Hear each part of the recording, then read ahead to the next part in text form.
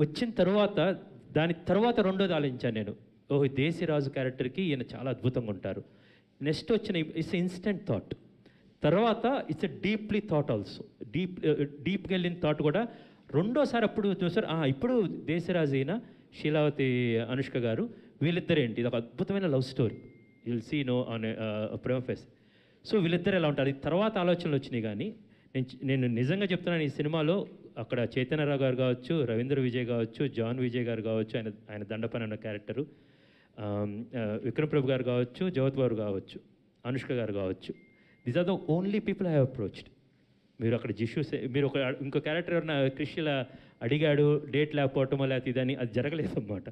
ఈ కథకి అలా పాత్రలు కుదిరినవి, కొత్త వరల్డ్ ఉంది కాబట్టి నేను వెళ్ళి అప్రోచ్ కాగానే జేబీ సార్ ఆయన ఒప్పించడం అంత ఈజీ ఏం కాదు. నేను ఇంటికి వెళ్ళిన తర్వాత వీ హ్యాడ్ 2 సిట్టింగ్స్. మొత్తం కథ చెప్పాను, ఆయన క్యారెక్టర్ చెప్పాము, మొత్తం అయిపోయింది. మళ్ళీ వెళ్ళిన తర్వాత హౌ టు డిజైన్, నేను ఎలా చేస్తాను, నాకేదో ఒకటి కావాలి, ఐ నీడ్స్ యాక్టివిటీస్ ఏంటి, ఈవెంట్ అక్కడ ఏం చేయొచ్చు అనేది. సో ప్రతి ఒక్కరు same thing with Vikram Prabhu గారు, same thing with we research a lot and we casted for that అండి. క్రిష్ గారు sir sir sir hello sir. నమస్కారం అండి. సార్, ఇందాక మీరు స్పీచ్ అంతా చాలా ఎలాబరేట్గా మాట్లాడారు. మొత్తం అందరు ఆర్టిస్టుల గురించి మాట్లాడారు, టెక్నీషియన్స్ గురించి మాట్లాడారు. చాలా ఎలాబరేట్గా మాట్లాడుతూ చివరిలో కంక్లూజన్ ఇచ్చారు. ఒక కమర్షియల్ పందాలో ఉంటుంది నేను చెప్పాలనుకున్న కథ చెప్పాను, చాలా ఘాటి అని చెప్పారు మీరు. కమర్షియల్ పందా, చెప్పాలనుకున్న కథ రెండు వేరు అంటారా? కమర్షియల్ పందా అంటే ఇప్పుడు ఏంటంటే డబ్బులు వచ్చి రాజీవ్ గారు మనకి ఫస్ట్ ఫ్రేమ్ అండ్ యూవీ వాళ్ళకి డబ్బులు వచ్చి ఇంకో సినిమా తీయడానికి ఆ శక్తి కావాలి కదండి. కమర్షియల్ అంటే అమ్మదగినది బేసికల్గా, ఆర్ రిటర్న్స్ తెచ్చుకునేది అనేది, ప్లస్ అందులో నేను చెప్పాలనుకున్నది అనేది రెండు కలిపితే కనుక ఒక అందమైన, నేను ఎప్పుడు కోట్ చేస్తుంటాను, నాకు తిలక్ గారంటే చాలా చాలా ఇష్టం. బేసికలీ అంటారు కదా, నా ఆశయాలేమో అభ్యుదయ దీపికలు, అక్షరాలేమో వెన్నెల్లో అడుకునే ఆడపిల్లలు అని. సో అలాగే నాకున్న గొప్ప థాట్స్ ఈ ఘాటీల గురించి చెప్పాలి, ఈస్టర్న్ ఘాట్స్ గురించి ఇది చాలా గమ్మత్తైన కథ దొరికింది. ప్లస్ చాలా ఎంటర్టైనింగ్గా అందంగా చెప్పడానికి ఈ రెండు కలిపితే పెద్ద కమర్షియల్ సినిమా అవుతుందని నమ్మకం, అలాగే చేసిన జరిగిందండి. అంటే ఒక కమర్షియల్ సక్సెస్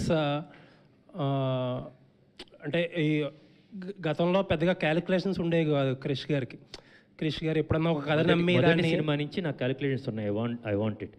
ఇప్పుడు నాకు I really want a huge success. నేను ఇప్పుడు సక్సెస్లో లేను. కొండపొలం సినిమా అనేది చాలా ఇష్టపడే తీసాం. బేసికల్ ఒక బుక్ని అడాప్ట్ చేసాం, వేరే జాన్రా. బట్ అనుకున్నంతగా ఆడియన్స్కి రీచ్ కాలేదు. మాకు కమర్షియల్గా ఐ మీన్ ఓటీటీలో చూసి బాగుందని వాళ్ళు. So I need a commercial success, తప్పేం లేదు బేసికల్గా. అండ్ అనుష్క లాంటి సూపర్ స్టార్ అండ్ ఇస్తే పెట్టుకొని నాకు ఇలాంటి కథ దొరికి కొత్త ప్రపంచం దొరుకుతున్నప్పుడు సో ఆశపట్టడంలో తప్పులేదు. ఇది చాలా పెద్ద సక్సెస్ అయ్యి మనందరం ఆడుకుంటున్న ఒక మంచి సక్సెస్ అవుతుందని ఆశపట్టడంలో తప్పులేదు. నైస్ అండి, నైస్. అండ్ ఇంకొక క్వశ్చన్ అండి, అన్నీ అడుగుతారండి. రాజీవ్, ఇది లాస్ట్ క్వశ్చన్ అండి. రాజీవ్ గారు మొన్న ఇంటర్వ్యూలో ఒక మాట అన్నారు, ఏంటంటే అనుష్క గారు హర్ పర్సనల్ చాయిస్ సినిమాని ప్రమోట్ ముందే చెప్పారు, కమిట్ అయ్యారు, అదేదన్నా కొంచెం సినిమాని ముందుకు తీసుకెళ్ళడంలో కొంచెం ఇబ్బంది పడుతున్నారా?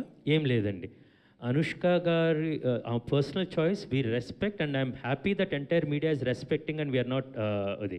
తను మన ఇంట్లో అమ్మాయి, స్వీటీ అంటే ఎవరు బేసికల్గా మన ఇంట్లో అమ్మాయి, తను ఈ ప్రమోషన్స్కి రాను అనుకుంది, ఓకే రావద్దు అంతే. ఈ సినిమాకి స్వీటీ గారి పర్ఫార్మెన్స్ చాలు, స్వీటీ గారి ప్రమోషన్స్ అవసరం లేదు బేసికల్గా. All the best sir, looking forward. Thank you so much. Krish Garu, this Ghati is actually set in a very unique location, of which we also, as people, Telugu people also know very little about, unfortunately. So what was the work that happened? It could be the language, the food, it could be the way of living, the dressing. So I know you do a lot of research. Perhaps you could throw some light on the research and the work that went into creating this whole atmosphere. The first thing is we got a great team, ma'am. Basically, as a team, we went there, we lived there. We went for a recce, and we lived there. These are virgin locations. We have never seen any film shot there. There was a place called Diomali where we went. It's one of the peak of Eastern Ghats. We scaled that and we went there. We camped through the nights and we tried to we shot there and we tried to show whatever we have seen with our eyes to the audience. The most challenging and difficult part in this filmmaking process is to grasp the essence of those Eastern Ghats, that location, and the Ghats and Ghatis, which we successfully achieved it, and looking forward to show you on September 5th, ma'am. Yeah. Maybe I should have asked in Telugu. I do not know. Jagapat Babu Garni. Sir, you have worked with a lot of